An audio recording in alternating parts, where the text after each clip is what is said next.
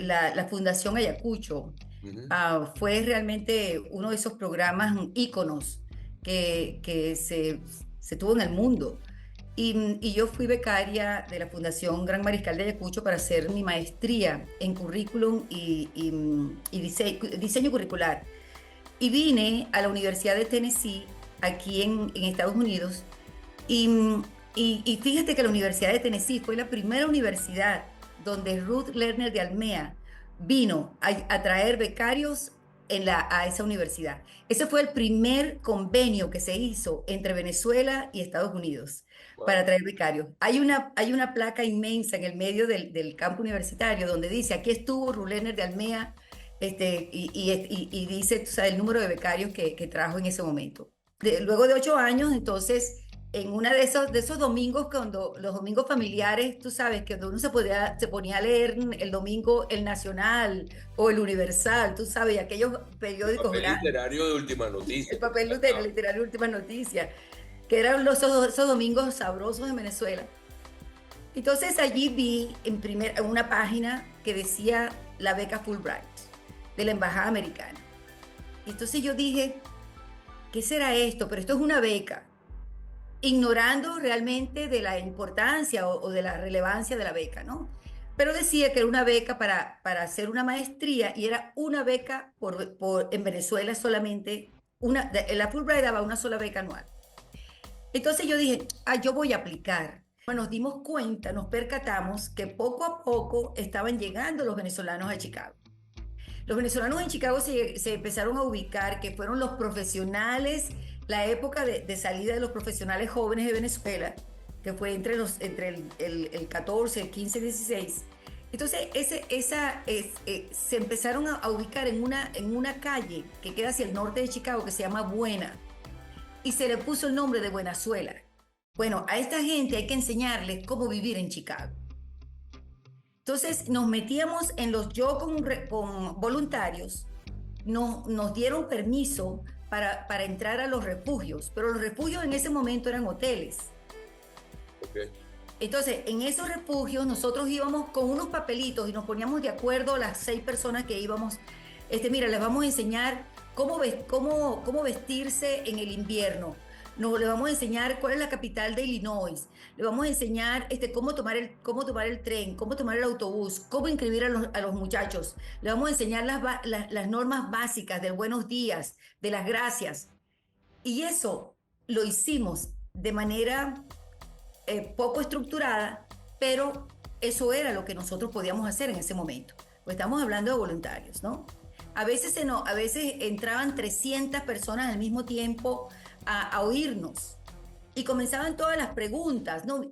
Este fue un venezolano que en esa formación que se hizo en Venezuela o en esa deformación de un hombre nuevo, eso realmente lo que transformó a ese individuo que antes iba a la escuela de una manera regular, que tenía 6 horas de escolaridad, 7 horas de escolaridad diarias, después se la transformó en media mañana o en una tarde, porque los maestros se fueron del país, porque los profesores se fueron del país, porque realmente no teníamos entonces el acceso educativo como tenía que ser. Entonces, ese venezolano es el que me preocupa y ese es el venezolano que yo creo que en toda este trabajo migratorio que estamos haciendo y que ha venido haciendo la alianza, y no tan solo en Chicago, sino fuera en el estado de Illinois, en muchísimas localidades. El haber identificado que tenemos cómo podemos aprender inglés si no sabemos leer y escribir, ¿verdad? Entonces, es un trabajo muy grande lo que nos toca.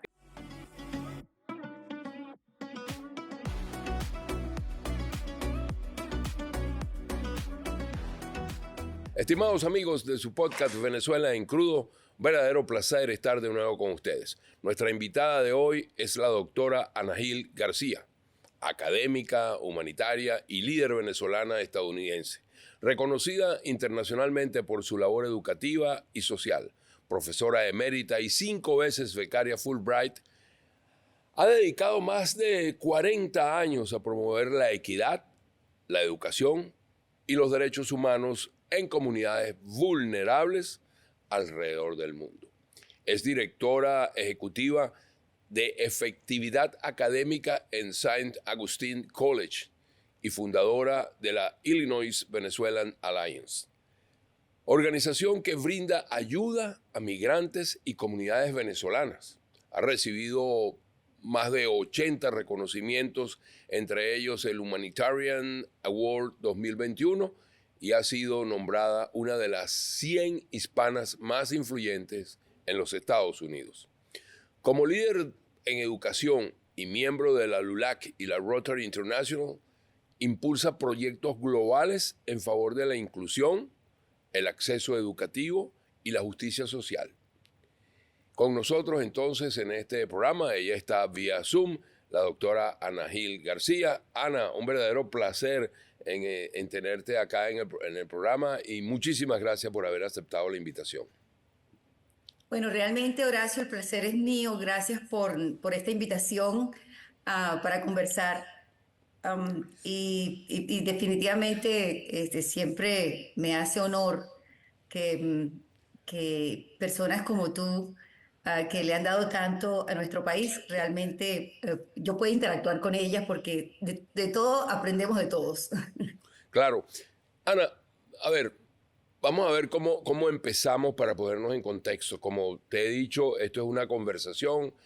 Siéntete libre de interrumpir, de cambiar ideas, no hay ningún problema, estamos conversando.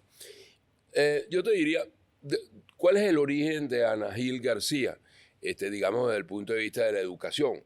Uno observa, más allá de lo que pudimos conversar ahora en la introducción, tu currículum como educadora. Háblanos un poquito de tus inicios en Venezuela, de cómo eso ha evolucionado, y luego vamos a ir entonces al tema social, a tu involucramiento, digamos, como una ciudadana del mundo que se ocupa de lo social. Pero primero vamos a ponernos en el contexto educativo, porque al final de esta conversación quiero que hablemos de la educación en la nueva Venezuela.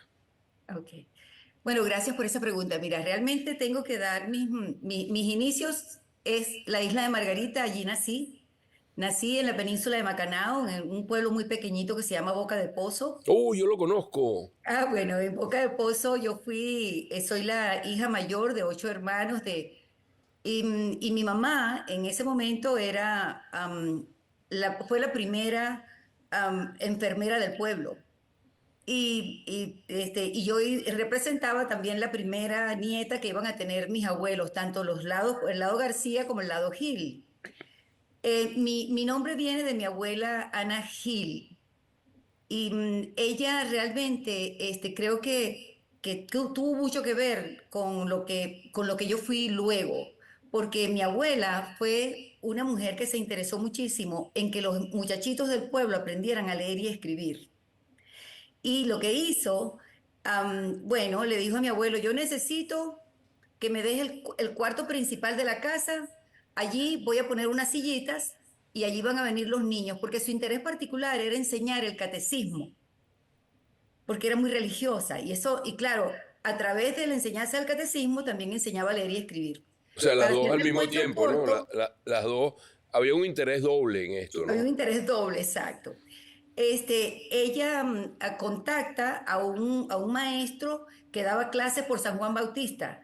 Y entonces este maestro venía una vez a la semana a enseñar a los niños, pasaba la noche, ella le colgaba una hamaca en la sala de su casa, allí el maestro dormía y entonces al día siguiente ya le daba la clase a los niños por 2 días, ella allí lo alimentaba el maestro, etcétera, y luego se iba. Entonces, claro, eso que pareciera que a lo mejor por mi corta edad o no tendría por qué ser vinculante. Sin embargo, yo sí pienso que yo viví ese ambiente de mi abuela constantemente en una enseñanza, ¿no? Y de las dos abuelas realmente. Mi abuela Ana Josefa, el nombre de la biblioteca pública de Boca del Pozo tiene su nombre. Wow, qué interesante. Sí. Sí, yo conocí ese pueblo cuando todavía Macanao, las vías de comunicación eran realmente complicadas, muchas piedras, pero la necesidad de ir hacia esos lugares inexplorados, y me recuerdo fui con mi papá un par de veces, porque él vivía en Margarita, Entonces, bueno, fue bien interesante. Y bueno, puedo entender ese sacrificio de traer a una persona para enseñar a leer y que al mismo tiempo pudieran también leer, digamos, ser católico, poder leer esos textos. Sí, Mira, claro, es un pueblo pues, sumamente pequeño. Mis abuelos por los dos lados tienen orígenes, uno tiene origen español, el García, y mi abuelo Gil es de origen francés. Entonces, claro, estos dos señores se casan con dos indígenas de allí del pueblo. Y una es mi abuela Ana y mi otra abuela Boni. Bonifacia realmente era su nombre. Entonces, mi nombre realmente es Ana Bonifacia. Una cosa que ahora lo digo con mucho orgullo, pero antes con el bullying, sí, en la escuela primaria, imagínate, eso fue una cosa terrible, Ana Bonifacio y todo el mundo se reía, todos mis compañeros se reían. Pero de eso tengo también otra anécdota porque mi maestra de tercer grado en el grupo escolar Estado Zulia en Porlamar, porque mi mamá se viene luego hacia Porlamar, allí para tener el resto de mis hermanos, y entonces ya nos mudamos a la ciudad más grandecita, ¿no?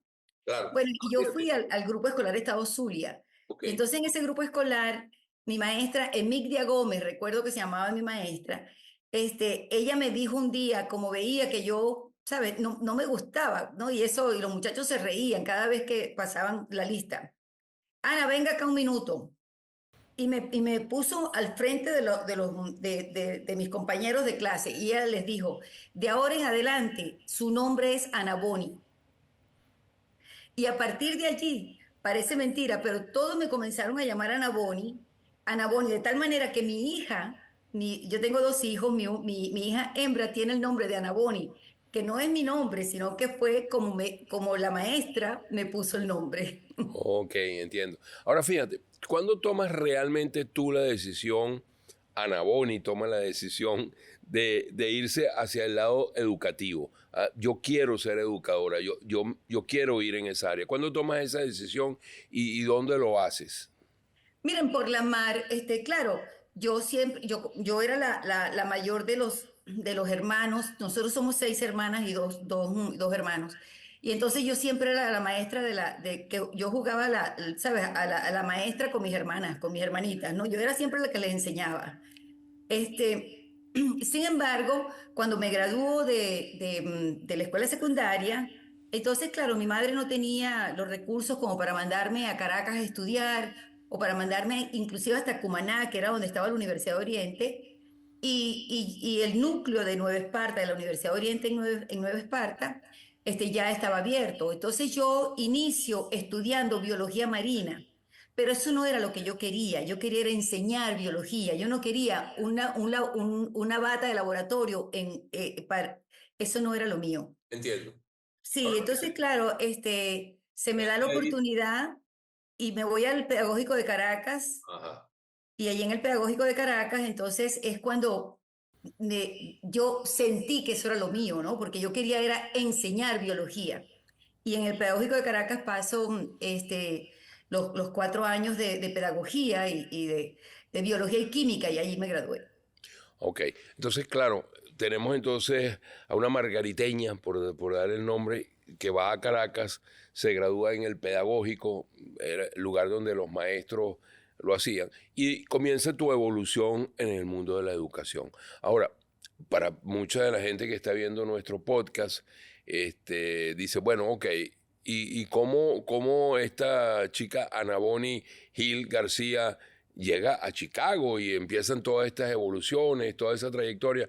Y yo creo que me gustaría que fuésemos aterrizando un poco a tu dedicación, porque esos premios Fulbright, o sea, también dicen mucho de eso, ¿no? De la capacidad, de la formación. Háblanos de eso porque creo que es importante para que aterricemos de verdad, en lo otro, pues en lo que yo siento, por lo menos desde aquí, desde la distancia, es tu pasión, que es la parte social, la ayuda migratoria, compenetrarse con los otros y sobre todo con los compatriotas, ¿no? Bueno, realmente yo creo que una de las cosas que en Venezuela existió, la Fundación Ayacucho, Ujú.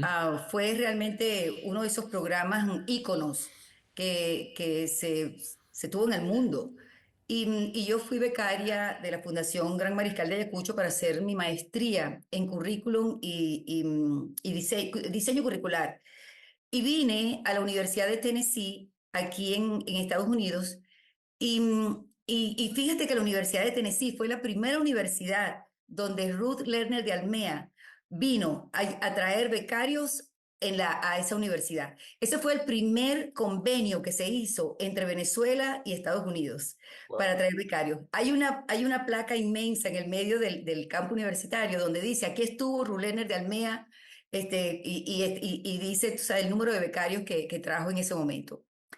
Bueno, eso allí ya, claro, ya allí estaba yo perfilando que lo que quería era el ámbito educativo, que quería permanecer allí, porque yo pude haber hecho mi maestría en otra carrera, sin embargo, no, yo quería continuar con la parte educativa. Luego de allí, bueno, me regreso a Venezuela, como se esperaba que todo becario regresara a Venezuela, yo regreso a Venezuela, concursé en el Pedagógico de Caracas, mi alma mater, y gano un concurso de oposición y entro como profesora del Pedagógico de Caracas. Allí, luego de 8 años, entonces, en uno de esos domingos, cuando los domingos familiares, tú sabes, que uno se ponía a leer el domingo el Nacional o el Universal, tú sabes, aquellos El periódicos papel grandes, literario de última noticia el que te papel encantaba. literario Última Noticia, que eran esos domingos sabrosos en Venezuela. Entonces allí vi en una página que decía la beca Fulbright de la Embajada Americana. Y entonces yo dije, ¿qué será esto? Pero esto es una beca, ignorando realmente de la importancia o de la relevancia de la beca, ¿no? Pero decía que era una beca para hacer una maestría y era una beca en Venezuela solamente, la Fulbright daba una sola beca anual. Entonces yo dije, yo voy a aplicar. Y apliqué sin ningún miedo. Si yo voy a aplicar y yo les voy a presentar un proyecto a esta gente que viene. Bueno, mira, yo hice mi entrevista y éramos 9 que estábamos concursando.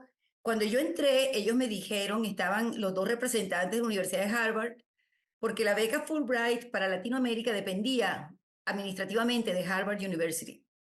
Entonces, allí y estaban los representantes de la embajada. Y yo les digo, mire, yo tengo, porque ellos me dicen, usted tiene una maestría, realmente esto es para maestría. Yo les dije, sí, pero yo les quiero proponer algo. Y ellos se pusieron a reír. Entonces, yo dije, mi propuesta es, yo quiero hacer el doctorado.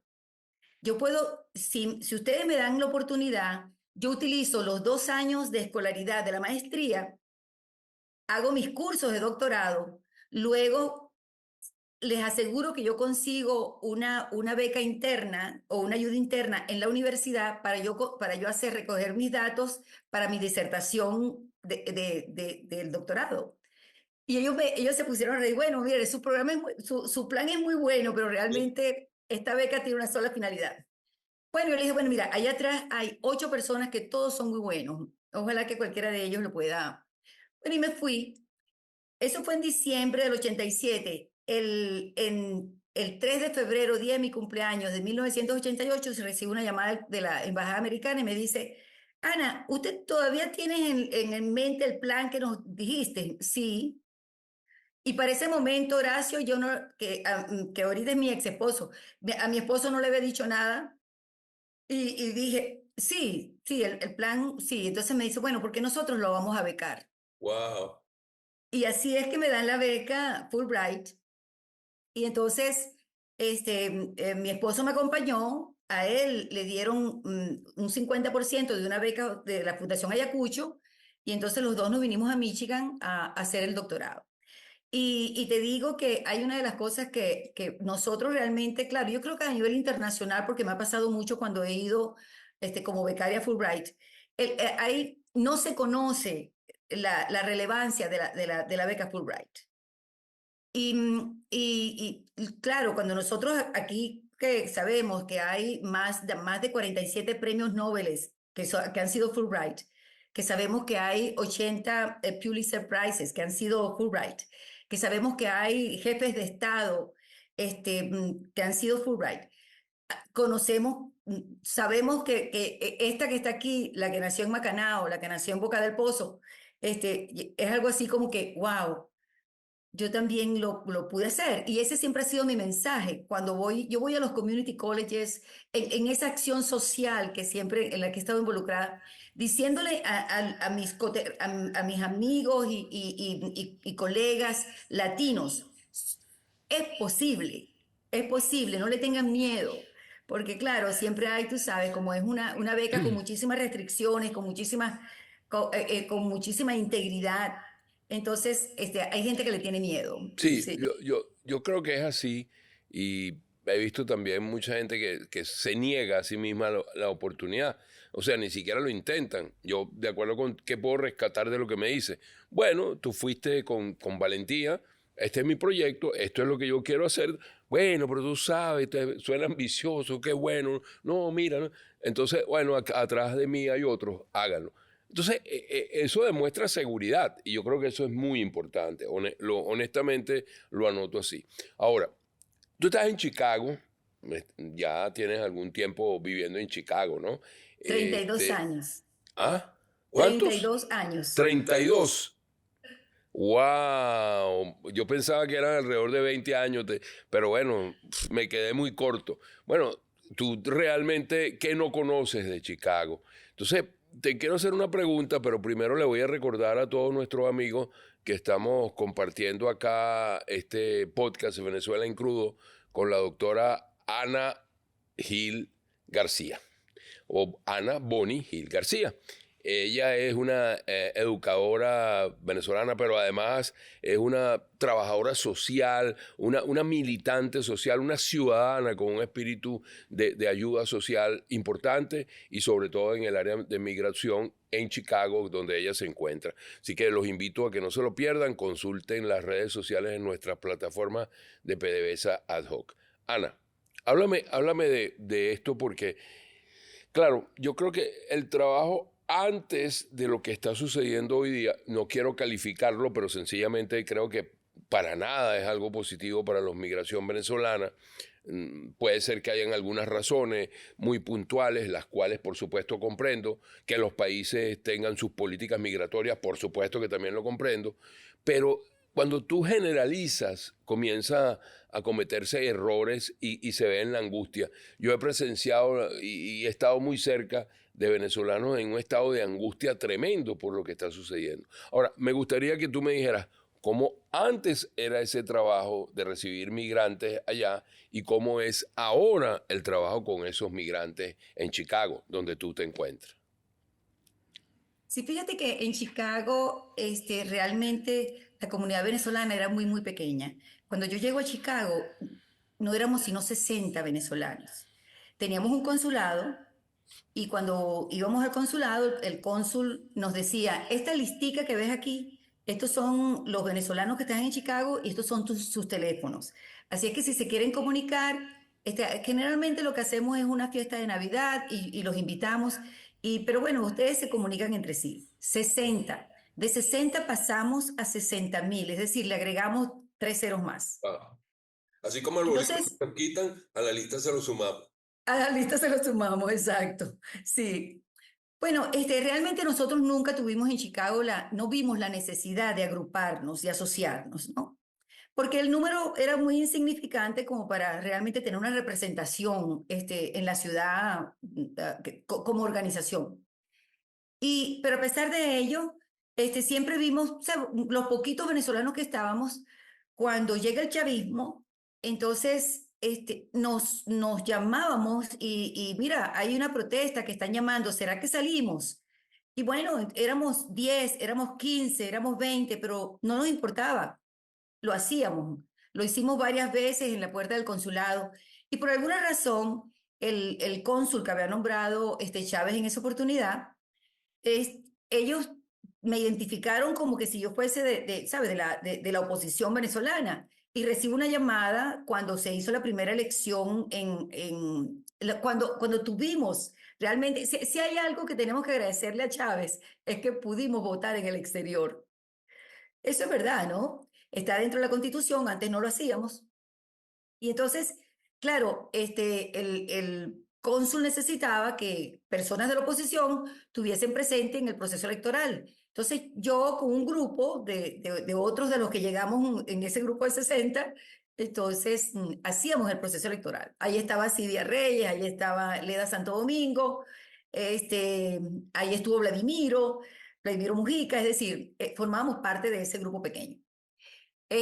Ya cuando en el 2014, 2015, es cuando comenzamos a sentir el flujo que no era normal de venezolanos en Chicago. Siempre, yo creo que los venezolanos en Chicago tuvimos así, estábamos como seguros, como seguros no, a lo mejor la palabra no es esa, pero realmente teníamos un nivel de comodidad, Estaba porque como al tranquilo, venezolano estaba no le gusta el tranquilo. frío, Claro.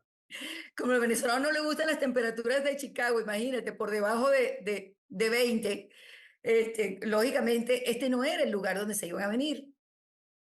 Pero ya en el 2014, 2015, 2016, me decían, Ana, oye, vi en el tren, había una muchacha que hablaba como tú. Mm. O si no me decía alguien, había un muchacho cuando llegué al restaurante tal, y yo le pregunté, ¿de dónde eres? Y me dijo, soy de Venezuela. Y entonces yo le preguntaba, ¿y tú no conoces a Ana Gil García? Como que si yo fuese la única persona en Chicago. Entonces, claro, de esa forma nos dimos cuenta, nos percatamos que poco a poco estaban llegando los venezolanos a Chicago. Los venezolanos en Chicago se empezaron a ubicar, que fueron los profesionales, la época de salida de los profesionales jóvenes de Venezuela, que fue entre el 14, el 15, 16. Entonces, se empezaron a ubicar en una calle que queda hacia el norte de Chicago, que se llama Buena, y se le puso el nombre de Buenazuela, Buenazuela. Oh, qué bien. porque ahí los edificios estaban ocupados por muchas familias venezolanas y muchos jóvenes venezolanos. Bueno, después nos dimos cuenta que ya abrieron había un café venezolano, algo que no existía aquí. Estamos hablando del año 2016. Es, en ese año es cuando se funda la alianza, porque la alianza se fundó en mi casa. Yo, en el 2016, recuerda que se hizo el referéndum, cuando Guaidó, y entonces en ese momento nosotros creíamos que éramos como mil venezolanos en Chicago. Era lo que pensábamos. Y abrimos 6 puestos, 6 sitios para votar.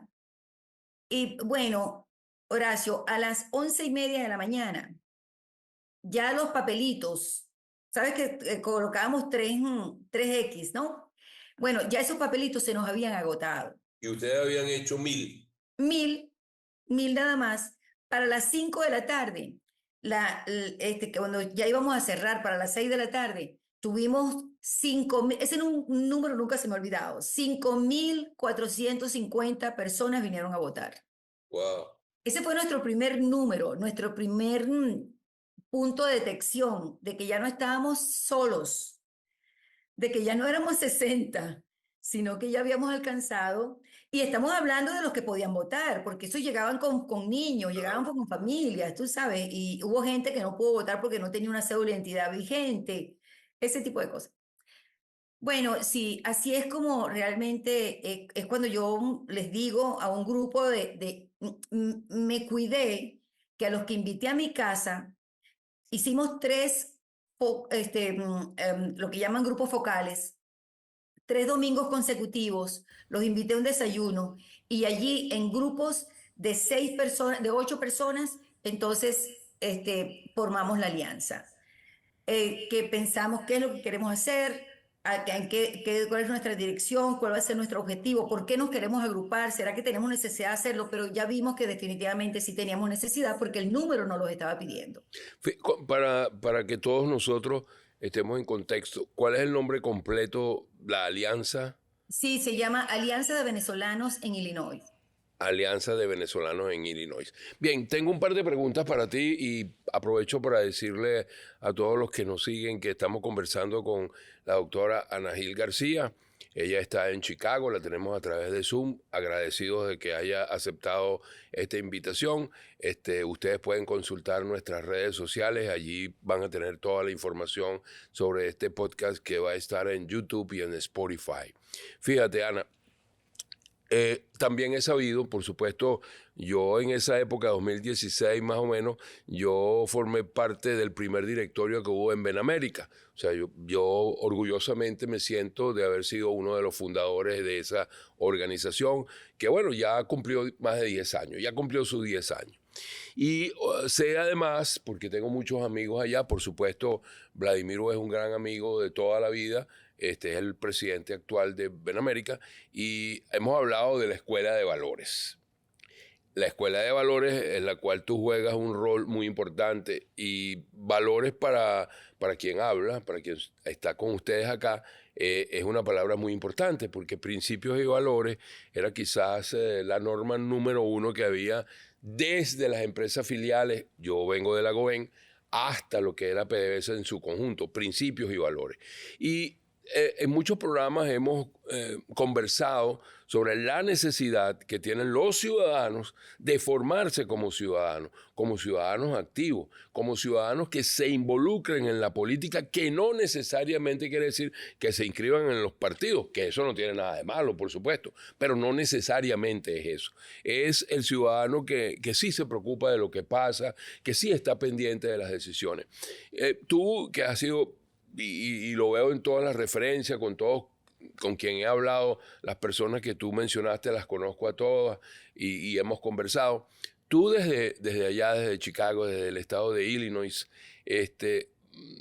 yo no sé cuántos venezolanos hay en este momento, dijiste 60,000, wow, un número impactante. Acá en el sur de Florida ya uno no sabe si son 300,000 o 400, no sé cuántos son muchísimos, o somos muchísimos porque formo parte de ellos. ¿Cómo se puede concebir esto? Los ciudadanos activos. Yo siempre he pensado que es lo más importante y quiero que tú me corrijas, me complementes, me ayudes, porque yo sé que tú eres, yo no sé si está correcto decirlo, una activista social, una ciudadana activa. Entonces, a ver, ayúdame a redondear un poco la idea, porque yo quiero transmitir esto a través de este podcast. Sí, pero yo creo que para ponerte en contexto, yo creo que va a ser importante, porque hablamos de esos 60,000, pero yo quiero caracterizar quiénes son esos 60,000, porque eso me va a llevar a hablar entonces de la Escuela de Valores y Mm. Principios y de ese ciudadano del mundo, y ese ciudadano cívico, ¿no? Que nosotros queremos.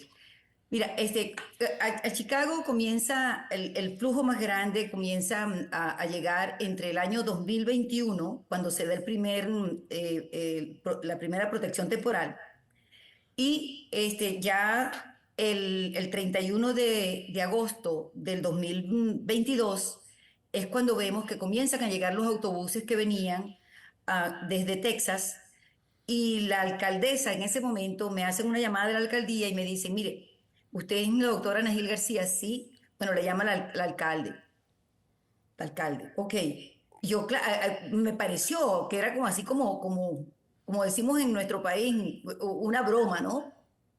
No, entonces me dice, usted, sí, yo hablo con ella, entonces me dice, usted sabe que vienen 4 autobuses y que los 4 autobuses, 3 autobuses están llenos de venezolanos. No, no tengo idea de eso. Entonces me dice, ustedes son la única em, eh, organización registrada como 501(c)(3) en el estado de Illinois y que tienen el nombre de Venezuela como nombre de la asociación. Ah, no, eso no lo sabía. Entonces yo pensaba que, claro, ya era como que éramos, ¿sabes?, otras organizaciones que se habían formado. Entonces me dice, bueno, esto que ustedes tienen recursos, no ninguno. Puedo tener el recurso de voluntarios, pero no tengo. Ah, ok. Bueno, déjeme decirle dónde van a llegar los autobuses. Bueno, ese día, a la llegada de los autobuses, nosotros estábamos allí con kits de pasta de dientes, cepillo de dientes, esas cosas, tú sabes, que eran lo básico, ¿no? Lo básico. Para darles la bienvenida a los que estaban llegando de la frontera sur. Bueno, esos números comenzaron a crecer. y comenzaron a crecer exponencialmente. Entonces, nuestro próximo paso, bueno, a esta gente hay que enseñarles cómo vivir en Chicago. Entonces, nos metíamos en yo con voluntarios, nos dieron permiso para entrar a los refugios, pero los refugios en ese momento eran hoteles. Ok. Entonces, en esos refugios nosotros íbamos con unos papelitos y nos poníamos de acuerdo las 6 personas que íbamos. Mira, les vamos a enseñar cómo vestirse en el invierno. Les vamos a enseñar cuál es la capital de Illinois. Les vamos a enseñar cómo tomar el tren, cómo tomar el autobús, cómo inscribir a los muchachos. Les vamos a enseñar las normas básicas del buenos días, de las gracias. Y eso lo hicimos de manera poco estructurada, pero eso era lo que nosotros podíamos hacer en ese momento. Pues estamos hablando de voluntarios, ¿no? A veces entraban 300 personas al mismo tiempo a oírnos y comenzaban todas las preguntas, ¿no? Y usted no sabe cuándo nos pueden sacar de aquí y a dónde vamos a ir y todas esas cosas, ¿no? Allí luego llega el año 2024, el 2023, continúan creciendo los números, tenemos un nuevo alcalde en la ciudad que realmente cada vez que yo tengo una audiencia como esta, siempre no me cansaré de darle las gracias a la ciudad de Chicago. No me cansaré de darle las gracias al condado de Cook, no me cansaré de dar las gracias al estado de Illinois, porque el trato que se le dio a los venezolanos fue una cosa inexplicable. Aquí esa gente, yo creo que aquí nadie sabía que era un venezolano. Porque realmente no los había. En la ciudad no los había. Y bueno, entonces ya comenzaron a ver, entonces se abrieron 28 refugios, 28 shelters, donde nosotros íbamos. Y luego se nos dio a la alianza, se nos dio la responsabilidad de elaborar el currículum, un currículum que se llama Competencias Culturales y Aculturación. Entonces ya de una manera...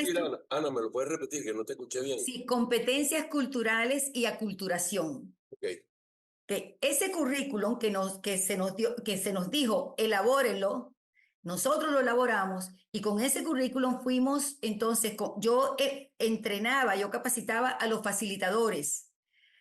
Se nos dio dinero para que hiciéramos, para que lo implementáramos y se les pagaba, ya dejaron de ser voluntarios porque se les pagaba para que fueran a enseñar en los refugios. Okay. Y mira, Horacio, ese poquito, cuando decíamos, ¿cuál es la capital de Illinois? Entonces nos decían Chicago.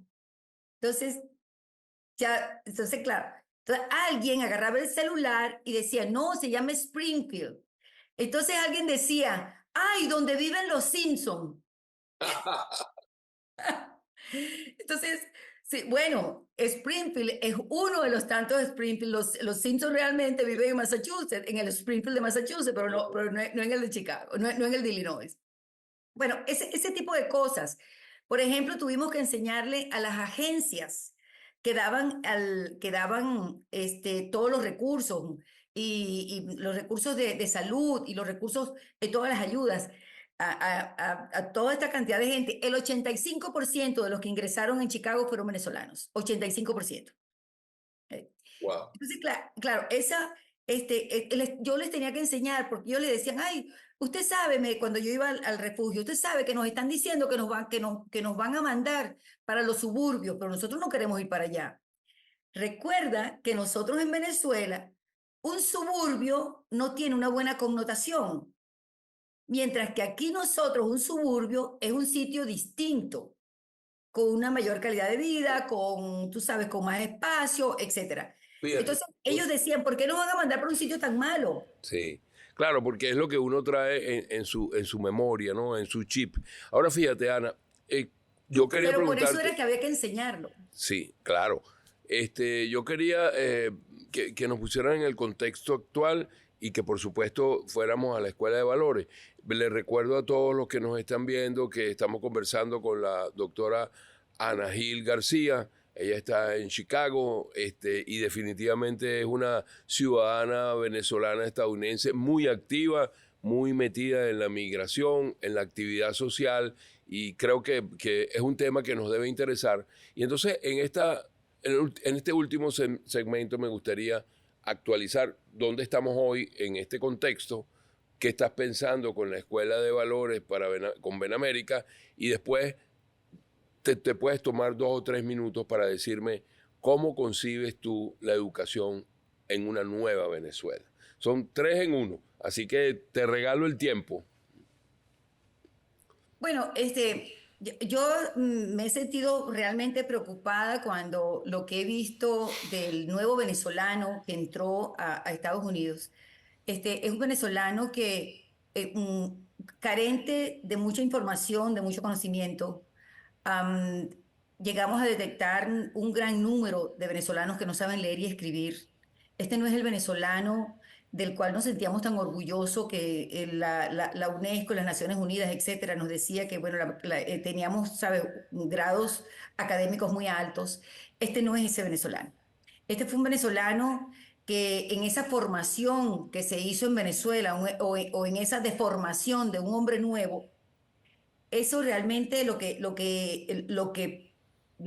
transformó a ese individuo que antes iba a la escuela de una manera regular, que tenía 6 horas de escolaridad, 7 horas de escolaridad diarias, después se la transformó en media mañana o en una tarde, porque los maestros se fueron del país, porque los profesores se fueron del país, porque realmente no teníamos entonces el acceso educativo como tenía que ser. Entonces, ese venezolano es el que me preocupa y ese es el venezolano que yo creo que en en toda este trabajo migratorio que estamos haciendo y que ha venido haciendo la Alianza, y no tan solo en Chicago, sino fuera en el estado de Illinois, en muchísimas localidades. El haber identificado que tenemos ¿cómo podemos aprender inglés si no sabemos leer y escribir? ¿Verdad? Entonces, es un trabajo muy grande lo que nos toca Es el recuerdo también de tu mamá. Es el recuerdo de que hay que aprender a leer y escribir para poder ir al otro lado, ¿no? para Más o poder, menos. exactamente, es decir, no podía ser de otra manera, no puede ser de otra manera. Y entonces, claro, ahora se nos dio las posibilidades de permanencia. Y no permanencia temporal, es verdad. Se nos dio un TPS en el 2021, se nos volvió a dar en el 2023, se nos dio un parol humanitario donde se podía venir, se nos hizo un CBP-1 donde realmente en lugar de aglomerarnos en la frontera, podíamos hacer una transición de nuestros papeles, etcétera, de una manera más ordenada. Es decir, se les dio a miles de venezolanos asilos políticos, asilos de otra índole. Es decir, los recursos migratorios han existido. Por supuesto que nos da suma, o sea, tristeza que un cambio de gobierno se transforme en un cambio punitivo también para nuestra población, porque así lo sentimos o así lo siento yo. Entonces, yo entiendo que todo gobierno y todo país tiene todo su derecho a utilizar las políticas migratorias y lo puede hacer, es decir, y lo tendría que hacer. Claro, claro. Pero también entiendo que ha habido como un poco no ha habido la humanidad respectiva, porque yo siempre me he preguntado, ¿y a dónde vamos? Porque no tenemos país para regresar. Y cuando yo les digo a la gente, todavía aún estoy enseñando, todavía en una reunión ayer tuve que decir, es que ¿cómo vamos a tener un salvoconducto para ir a México cuando nosotros no tenemos un consulado, no tenemos una embajada, no tenemos, si, la población más desprotegida en Estados Unidos en este momento es la comunidad venezolana? Eso es así, no tenemos para dónde irnos. Entonces estamos en esa búsqueda todos los días después que tenemos las calles de Chicago militarizadas. A las madres se han separado de los niños. Nosotros no tenemos acceso a Broadview, que es donde está el centro de detención. Y hemos utilizado al consulado mexicano, que nos ha atendido extraordinariamente bien, para que la cónsul nos sirva de punto de apoyo para nosotros poder preguntarle al venezolano que está detenido allí en el centro de detención si tiene diabetes y si necesita la insulina, porque hay que llevársela.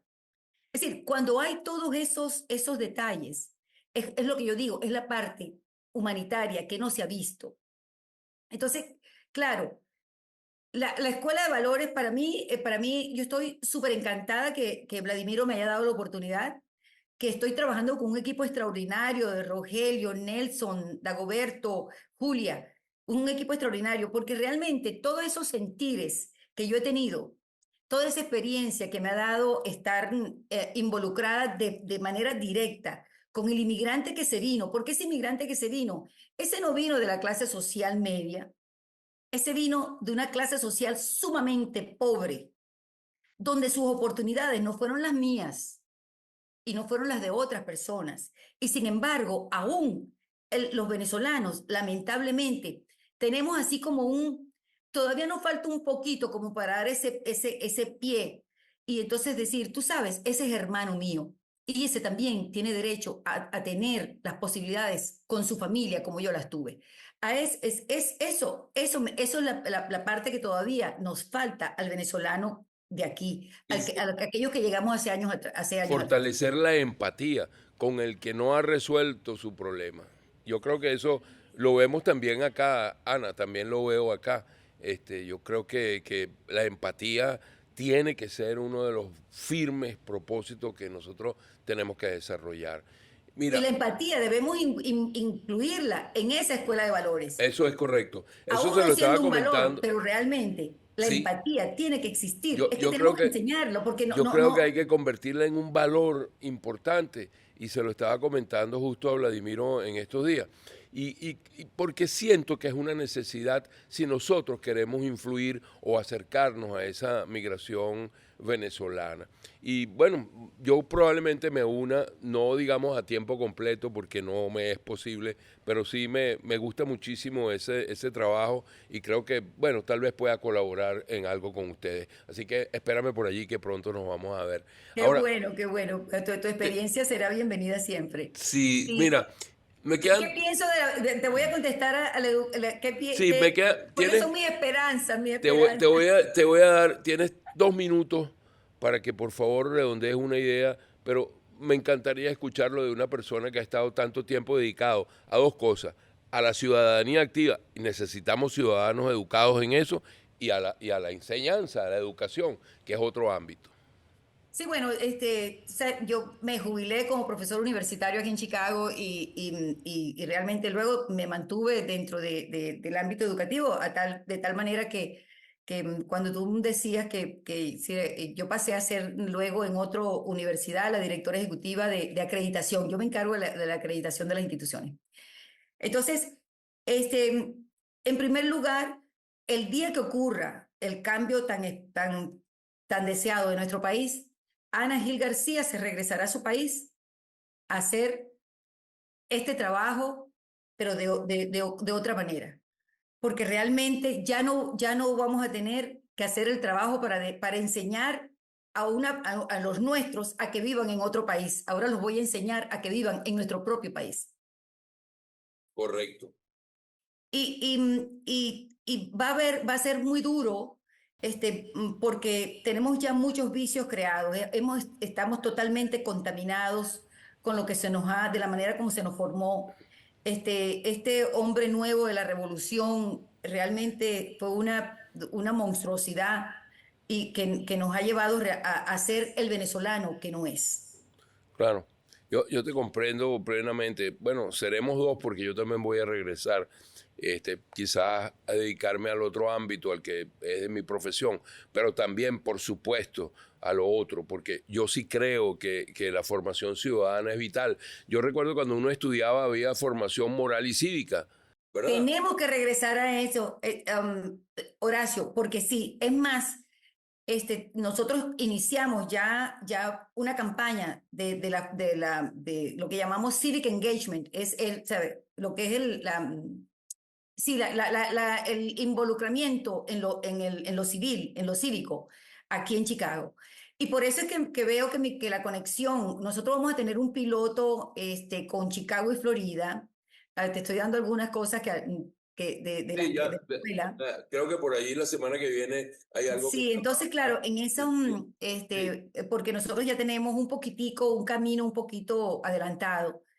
Ah, Pero sí, Venezuela, el primer cambio tiene que ser un cambio educativo, porque no vamos a lograr nada si no comenzamos desde la raíz. así es. Bueno, Ana, de verdad que ha sido un verdadero placer, un privilegio haber contado contigo en este podcast Venezuela en Crudo. Queda abierta la invitación, seguramente cuando la Escuela de Valores vaya avanzando. No sé si aquí, a lo mejor la Escuela de Valores aplicada a Venezuela. Bueno, pues por supuesto, este canal siempre estará abierto. Muchísimas gracias a la doctora Ana Gil García. De verdad que ha sido un placer, un privilegio para Venezuela en Crudo contar con ella. Y por supuesto a ustedes solamente me resta decirles, la pueden encontrar en Spotify, en YouTube y consúltenlo en nuestras redes sociales de PDVSA Ad Hoc. Un verdadero placer y hasta la próxima emisión de Venezuela en Crudo.